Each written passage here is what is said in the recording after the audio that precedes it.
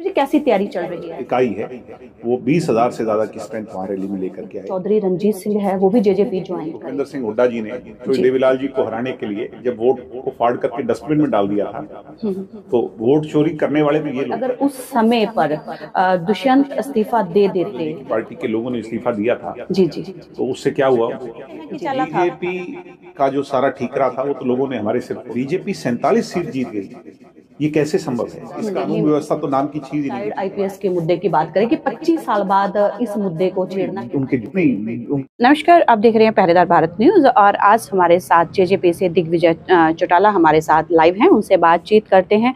7 तारीख को स्थापना दिवस पर बहुत बड़ी रैली करने जा रही है जेजेपी पार्टी, तो दिग्विजय से बातचीत करते हैं। कैसा माहौल है, कैसी तैयारियां चल रही हैं और क्या कहना चाहते हैं? हाँ जी, नमस्कार जी। नमस्कार।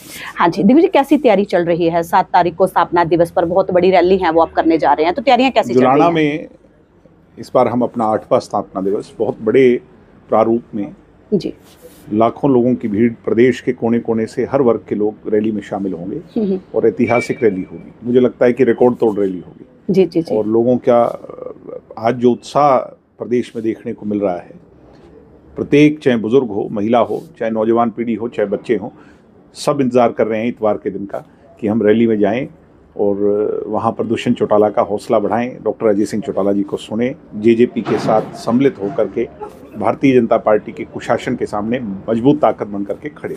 जी जी। ग्राउंड लेवल पर कैसी तैयारियां चल रही हैं पार्टी को मजबूत करने के लिए? अगर देखो जैसे मजबूती से लगे हुए हैं। जी जी। और रैली में जब सिरों की गिनती होगी तो इससे ग्राउंड लेवल पर और ज्यादा मजबूती आएगी। जी। युवाओं की भागीदारी को आप कैसे देखते हैं? मेरा टारगेट है कि 20,000 युवा, जी जी, प्रदेश का सिर्फ युवा जो हमारी इकाई है वो 20,000 से ज़्यादा की स्ट्रेंथ वहाँ रैली में लेकर के आए, तो उसके लिए मैं लगाऊँ।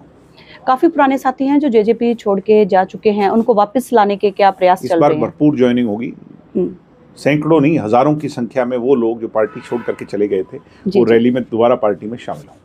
हाल ही में कांग्रेस बहुत बड़ा आरोप लगा रही है वोट चोरी को लेकर, आपकी उसके बारे में क्या रही है कि वाकई में वोट चोरी हुई है? वोट चोरी तो चोरी भूपेंद्र सिंह हुड्डा जी ने देवीलाल जी को हराने के लिए जब वोट को फाड़ करके डस्टबिन में डाल दिया था, तो वोट चोरी करने वाले तो ये लोग थे। जी जी। अब वोट चोरी हुई है या नहीं हुई है, ये तो इस पर जांच होनी चाहिए।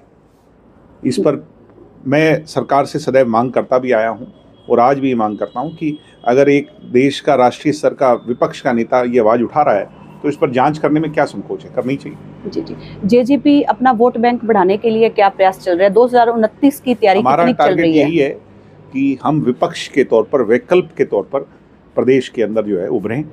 आज आप देख रहे हो, चाहे किसान का मुद्दा हो, नौजवान का मुद्दा हो, चाहे ट्रैक्टर का मुद्दा हो, चाहे एससी समाज का मुद्दा हो, चाहे बैकवर्ड समाज का मुद्दा हो, कोई भी मुद्दा है उस पर अगर कोई आवाज़ बन रहा है तो जेजेपी बन रही है। और अगर हम ऐसा ही करने में कामयाब रहे, निश्चित तौर पर लोग हमारे साथ जुड़ेंगे। दिग्विजय, अगर बात करें किसान आंदोलन की, बहुत बड़ा आंदोलन चला किसान आंदोलन, क्या आपको लगता है कि अगर उस समय पर दुष्यंत इस्तीफा दे देते मुझे तो आप आज ये बताओ, दुष्यंत से बड़े जी, इस देश के सबसे बड़े किसानों के नेता सरदार प्रकाश सिंह बादल जी की पार्टी के लोगों ने इस्तीफा दिया था, जी जी, तो उससे क्या हुआ उनका? जी जी, कम से कम हमने सरकार में रह के वो काम तो किए जो किसान के हिमायत के थे। क्या लगता है हमने क्यों रोष रहा है किसान के खाते में डाली, जी, हमने जी, नई मंडियां बनवाई, हमने बहुत से ऐसे काम किए। हमने महिला को, आप तो खुद महिला हैं। बिल्कुल बिल्कुल। आज हरियाणा के अंदर कितनी बड़ी बात है कि महिला सशक्तिकरण असली मायने में हुआ है। सरपंच महिला बनी है, जिला पार्षद की मेंबर महिला बनी है, जी जी, ब्लॉक की मेंबर महिला बनी है, चेयरपर्सन महिला बन रही हैं। महिला को अपनी चौधर की ताकत उसके हाथ में मिल गई। जी जी, तो ये किसने किया है? जी जी। आज इस तरह के अनेकों मैं गिनवा सकता हूँ। हमने तो 75% भी लागू कर दिया, वो तो इन बेगैरत लोगों ने होने नहीं दिया जिसका हमें खामियाजा हुआ। जी जी जी जी। नाराजगी की क्या वजह मानते हैं? आखिर क्यों नाराजगी इतनी देखी गई, या फिर एक ये कह सकते हैं कि चला था? बीजेपी का जो सारा ठीकरा था वो तो लोगों ने हमारे सिर फोड़ दिया। हमारा जो कोर वोट बैंक था कांग्रेस ने बहला लिया और दुश्मन हमें बना दिया। जी, बीजेपी को फिर भी नहीं रोक पाए। जी जी जी। मैं तो ये सवाल पूछता हूँ, भाई हम तो अगर बुरे थे तो फिर बीजेपी सत्ता में कैसे आई और पहले से ज्यादा ताकत से कैसे आई? या तो 40 से कम सीट आनी चाहिए थी, तब तो मैं मानता जो कांग्रेस कह रही थी वो जनता के गले उतरने वाली बात थी। बीजेपी 47 सीट जीत गई, ये कैसे संभव है? इसका मतलब तो सीधा सीधा सिर्फ और सिर्फ हमें बदनाम करने का था। इसके सिवाय इनके पास कोई सोच नहीं। जी, मीडिया की सुर्खियों में अक्सर चौटाला परिवार रहता है, अक्सर उनको एक होने की बातें हैं वो भी अक्सर होती रहती हैं, तो पीछे नहीं वो भी अक्सर होती रहती हैं। और अब बात करें रिटायर्ड आईपीएस के मुद्दे की बात करें कि 25 साल बाद इस मुद्दे को छेड़ना, क्या लगता है कि राजनीतिक चाल है या फिर सच्चाई है? जिन लोगों पर सवाल उठ रहे हैं उन लोगों को जवाब देने चाहिए, इसमें मेरा जवाब तो बनता ही नहीं है। जी जी जी, राजनीति को लेकर जैसे अब रैली होने जा रही हैं तो वहां पर कैसी तैयारियां हैं, लोगों के लिए व्यवस्थाएं कैसी होंगी? वहां पर बहुत बड़ा हजूम उमड़ रहा है, हाईटेक और इतनी खूबसूरत रैली होगी कि जब आप आओगे तो आपको देखने में ये इल्म होगा कि इतने लाखों लोग और इतनी बड़ी संख्या में इतनी धूमधाम से एक पर्व को मना रहे हैं। जी जी जी, कानून व्यवस्था को लेकर क्या कहना चाहते हैं सर? कानून व्यवस्था तो नाम की चीज ही नहीं बची। हमारा डीजीपी ये कहता है कि मैं गुंडों पर वो कर रहा हूँ, सख्ताई कर रहा हूँ, बदमाशों को पकड़ रहा हूँ। उसी दिन 3-4 मर्डर हो जाते हैं। जिस दिन वो ये बात कह रहे हैं शाम तक 3-4 मर्डर हो जाते हैं। तो आप इससे आंकलन लगा सकते हैं। हमारी पुलिसिंग जो है इस देश की जो सबसे 3-4 बुरी पुलिस है उसमें उसको अब श्रेणी में गिना जा रहा है।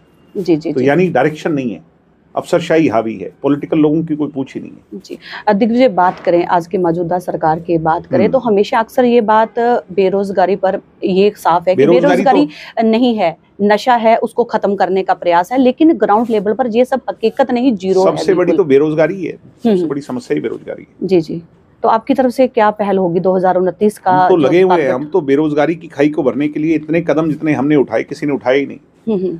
मगर इन लोगों ने हमारा साथ नहीं दिया। जी जी, ये मेजर पार्टनर थे, इनकी नीयत खराब थी। अगर 75% बिल को लागू कर देते तो लाखों लोगों को गुड़गामा, मानेसर, सोनीपत, ये जितना इंडस्ट्रियल एरिया है, जो IMTs हैं, झज्जर में हैं, इनमें उनको रोजगार मिलता, किसी के आगे झोली नहीं फैलानी पड़ती, बल्कि कंपनी वाले झोली फैलाते कि हमारे यहाँ कोटा पूरा नहीं हो पा रहा, आप आइए।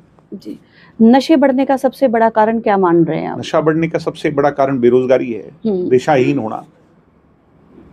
जी, अभी अगर सिरसा की बात करें, हाल ही में महिला थाने के अंदर ग्रेनाइट है वो फेंका गया, कैसे देखते हैं ऐसे मामले को? किससे ज्यादा बेड़ा गर्क की क्या हो सकता है कि हमारे यहाँ पर थानों में ग्रेनेड जो है ना वो बम फेंके जा रहे हैं। फिर कहाँ आप कानून व्यवस्था की बात कर रहे हो? ये तो हमारा तो जम्मू कश्मीर से भी बुरा हाल है। जी जी जी, क्या मैसेज देना चाहते हैं? सबको रैली का न्योता दूंगा, आपको रैली का न्योता दूंगा, सब आइए, रैली को धूमधाम से मनाएंगे, ऐतिहासिक पल होगा और उसमें आप सब सम्मिलित होकर के नए हरियाणा, उज्जवल हरियाणा और प्रोग्रेसिव हरियाणा की नींव रखिए। जी जी, अक्सर सर एक सवाल बड़ा वायरल हो रहा है कि चौधरी रणजीत सिंह है वो भी JJP ज्वाइन करेंगे। नहीं, उनके ज्वाइन करने की बात पर मैं कोई कमेंट नहीं कर सकता। जी, मैं इतना जरूर कहूँगा कि हम उन्हें निमंत्रण देंगे, वो उनका फैसला है।